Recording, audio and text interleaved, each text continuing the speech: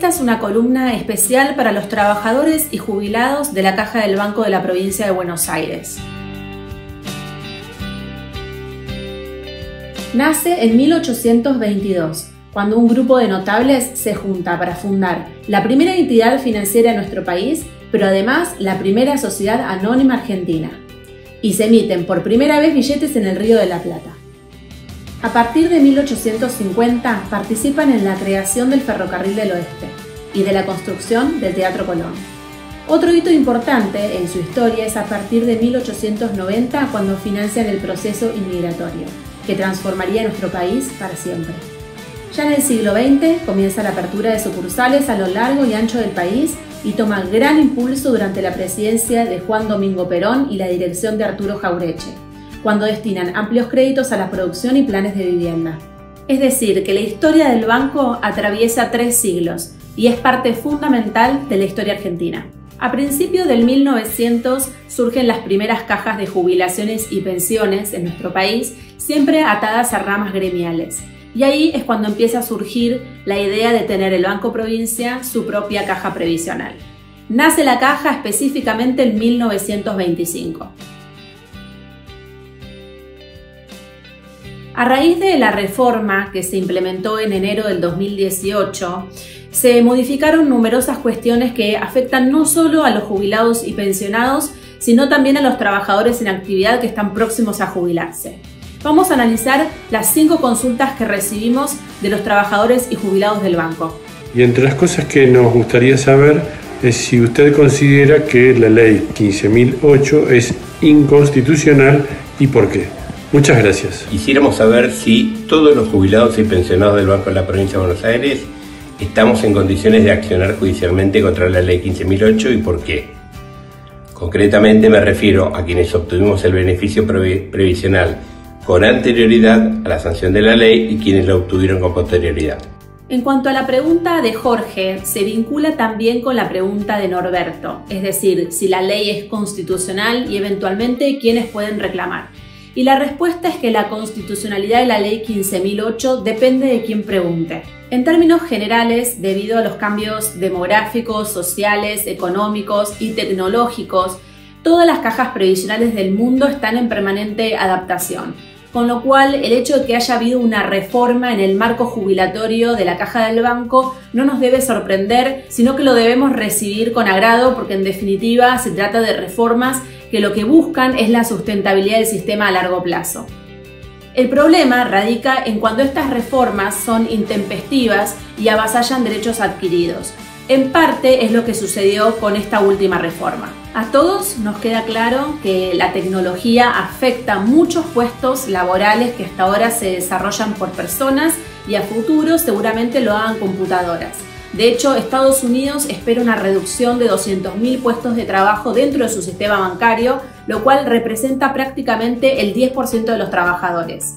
Esto solo en la próxima década. Pero también es inconstitucional para aquellos que estaban en edad de jubilarse con los requisitos cumplidos y de buenas a primeras le cambian las condiciones.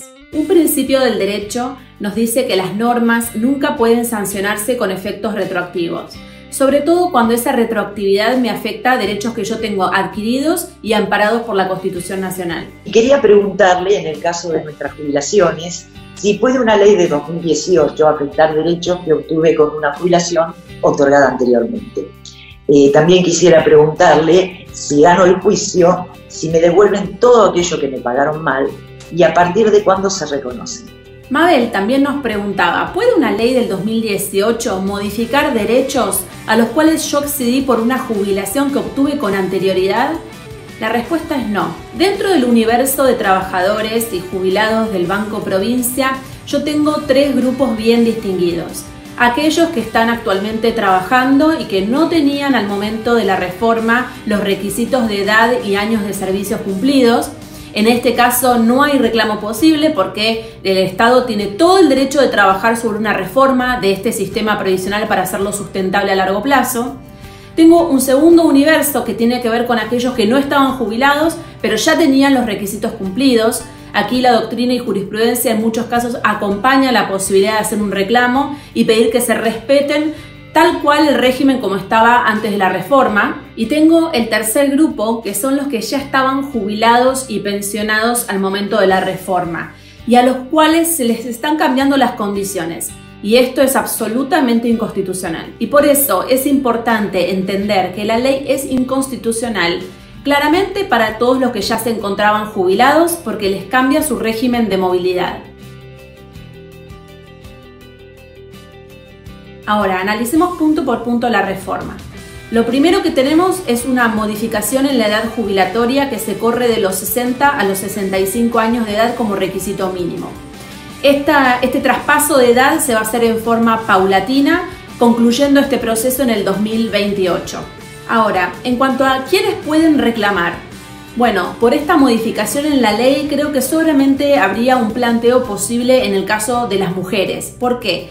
Porque el régimen nacional, el general, establece una edad jubilatoria distinta, más benigna para las mujeres, que es de 60 años. Ahora bien, cuando yo endurezco en el Banco Provincia la condición jubilatoria para las mujeres, bueno, las mujeres podrían hacer un planteo y pedir que se les respete la edad jubilatoria a los 60 años. La edad jubilatoria de los que manejan vehículos de carga es de 60 años. Entonces, una mujer planteó que si se le reconocía al transportista un régimen más benigno, no era posible que esa edad jubilatoria no fuera diferente para la mujer que tenía en el régimen general como edad mínima los 60 años. Este reconocimiento que se le ha hecho a las mujeres tiene que ver con que durante muchos años ha sido dificultoso ingresar al mercado laboral y en términos generales la tasa de informalidad de trabajo en negro es mayor entre el género femenino que entre el género masculino. Y de hecho, la justicia le da la razón y le permite jubilarse 5 años antes, a los 55. Creo que si hay mujeres que quieren jubilarse a los 60 años, este podría ser un planteo. Un segundo punto de la reforma tiene que ver con la determinación del haber jubilatorio. Antes se determinaba sobre la base del 82% del salario del último cargo en el cual cesaste, con la condición que lo hubieses desempeñado por al menos 5 años.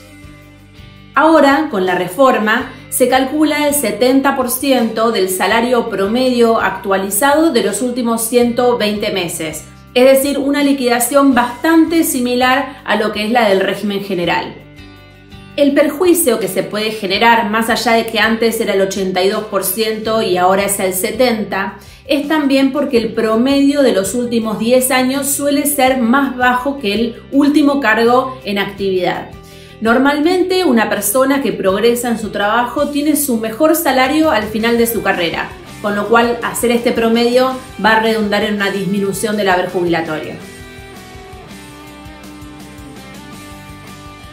Otro punto muy controvertido tiene que ver con la modificación del régimen de movilidad de los haberes de jubilados y pensionados. Hasta ahora, antes de la reforma, se actualizaban conforme crecían los salarios en actividad. Entonces, a medida que se iban acordando las paritarias, recibían ese aumento los activos y también lo recibían los pasivos. A partir de la reforma, quedan atados al régimen de movilidad general, que además de ser una medida muy controvertida, tengamos presente que la fórmula de movilidad del régimen general está suspendida desde el mes de marzo y los aumentos se están dando por decreto, sin vinculación alguna con la inflación que estamos sufriendo. Ahora bien, siempre que hagamos un planteo en la justicia, además de plantear la inconstitucionalidad y la irretroactividad de las normas, es fundamental que yo pueda acreditar un daño. Y para esto analizamos el caso de la jubilación de Eduardo. Acá van a ver en este cuadro la evolución de la jubilación de Eduardo si yo le hubiese aplicado las paritarias durante el 2018 y el 2019 y cómo ha sido la evolución aplicando el aumento del régimen general.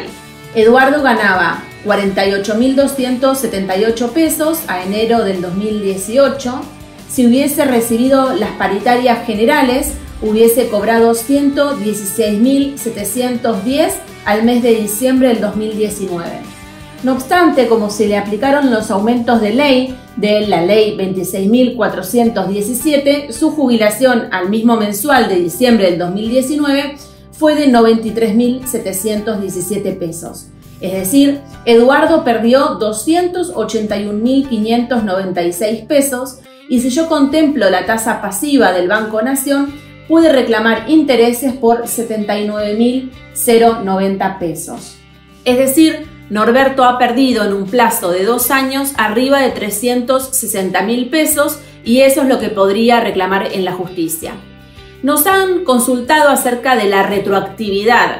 ¿Qué retroactividad puede pagar la justicia? Bueno, nosotros en el régimen de ANSES, donde ya han reclamado más de 1 millón de jubilados, sabemos que la retroactividad se paga con una prescripción de 2 años.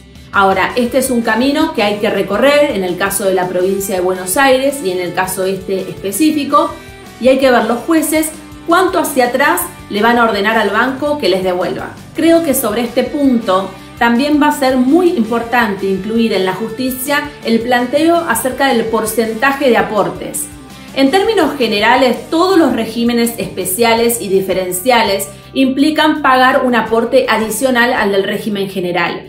Si bien los trabajadores del régimen general de ANSES pagan el 11% de sus salarios, todos los regímenes especiales y generales pagan 2, 3, 4, 5% más por la simple razón de que tienen regímenes jubilatorios más benignos, que les permiten retirarse en términos generales con menos cantidad de aportes y a una edad más temprana. Ahora, en el caso del Banco Provincia, ¿qué sentido tiene hoy que los trabajadores aporten un porcentaje adicional si en principio no tienen un régimen más beneficioso? Me dirán, bueno, pero nos seguimos jubilando con el 70% del promedio de los últimos 10 años. Bueno, yo les voy a contar que analicé para ustedes 2 casos de 2 personas que aportaron al régimen de ANSES con 35 años de aportes y vamos a ver cuál es esa tasa de sustitución, con cuánto de su último salario se jubilaron. Susana se jubiló con 35 años y 3 meses de aportes. Los últimos 10 años los trabajó en la misma empresa. Su último salario en actividad fue de 117.682 pesos. Su haber jubilatorio fue de 72.279. Es decir, se jubiló con el 61% de su último salario. Marcelo, con 36 años y 2 meses de aportes, también los últimos 10 años en la misma empresa, se jubiló con 48.201 pesos. Su último salario en actividad había sido de 65.693, es decir, se jubiló con el 73% de su último salario. Podemos entonces concluir, con estos 2 casos de ejemplo, que una persona que tiene 35 años de aportes y se jubila por ANSES, también recibe entre el 60 y el 70% de su último salario en concepto de haber jubilatorio. Es decir, aportó el 11% de su salario para poder jubilarse y tiene prácticamente el mismo porcentaje de tasa de sustitución que un trabajador del Banco Provincia que a lo largo de su vida laboral aportó entre el 14 y el 21% según el momento de la historia y reformas de la legislación del banco. Ahora, otra cuestión a abordar es que los jubilados de ANSES no pagan nada en concepto de aportes. En cambio, los jubilados y pensionados del Banco Provincia pagan un porcentaje bastante alto a la caja. ¿Tiene sentido seguir aportando a la caja cuando ahora mi movilidad tampoco está atada a un régimen diferencial más benigno, sino que está atada al régimen general? Creo que son todas cuestiones a plantear en la justicia para lograr una reforma que sea realmente justa y equitativa para todos. Mi consulta es la siguiente. ¿Cuáles serían los requisitos en cuanto a trámites y documentación para iniciar un juicio individual? Y aproximadamente, ¿cuál sería la demora de dicho juicio? Vicente me preguntaba cómo hacer el reclamo, cuáles son los requisitos. En términos generales, todos van a tener que hacer primero un reclamo administrativo que se hace ante el Banco Provincia. El Banco Provincia les responderá a ese reclamo seguramente de forma negativa, pero esa negativa es la que le permite el acceso a la justicia. Se tiene que presentar por vía de amparo, aunque hoy, a 2 años transcurridos desde la reforma, no tenemos garantías de que el juicio sea tomado por vía expedita, como es el amparo, y quizás los jueces requieran que se otorgue la vía ordinaria, que es un poco más extensa. Hay entidades que iniciaron una acción de inconstitucionalidad de la ley.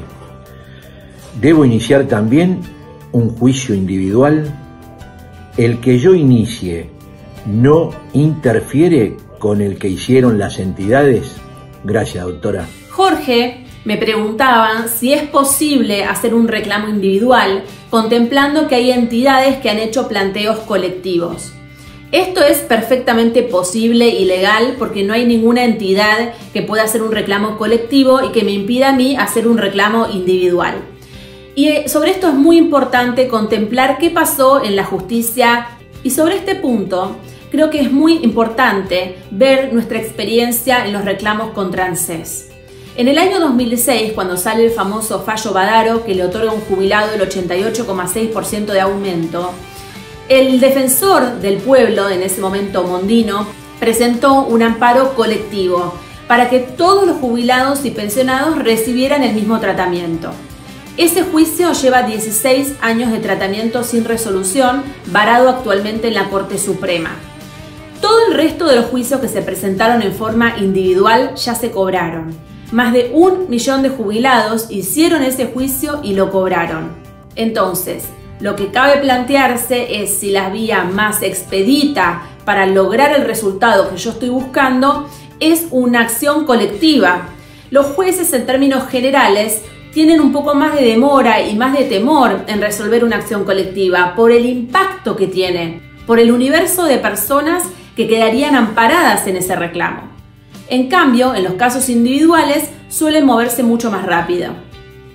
Y dos cuestiones sobre las cuales me gustaría levantar el punto tiene que ver con las sumas remunerativas, el hecho de que muchos empleados del banco han cobrado históricamente sumas que son no remunerativas y por ende no son contempladas a los efectos de la jubilación. Esto, en el caso de la justicia ordinaria para las jubilaciones del régimen común, ya ha sido resuelto y esos montos han sido incorporados a la jubilación a los efectos del promedio de remuneraciones.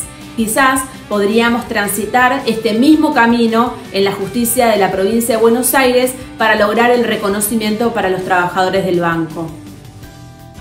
Y otra cuestión tiene que ver con el tope en la acumulación de beneficios que incorpora esta reforma, el hecho de que una persona que sea jubilada y pensionada del banco tenga que optar por uno de los dos beneficios. Sobre este punto, también el régimen de ANSES de la Ley 24241 tiene un tope de acumulación de beneficios que dice que si yo cobro 1, 2, 3, 4 beneficios, en total, en la sumatoria de todos, no puedo superar el haber máximo. Esto ha sido declarado inconstitucional por la justicia, ha sido declarado confiscatorio. Pensemos en el caso donde yo me jubilo con el haber máximo y después fallece mi marido y yo solicito la pensión y ya me es denegada en forma total. Es decir, me están confiscando de manera completa el haber de pensión que me corresponde por ley. Como conclusión, entiendo que hay muchos puntos de conexión entre lo que sucede con el régimen del Banco Provincia y lo que sucede con el régimen general.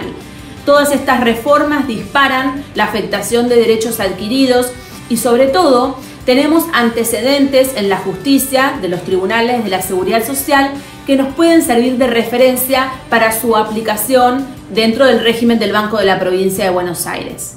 Si les surge alguna duda adicional, quiero que sepan que acá estoy para ayudarlos y para asistirlos. No duden en escribirme. Les mando un beso grande.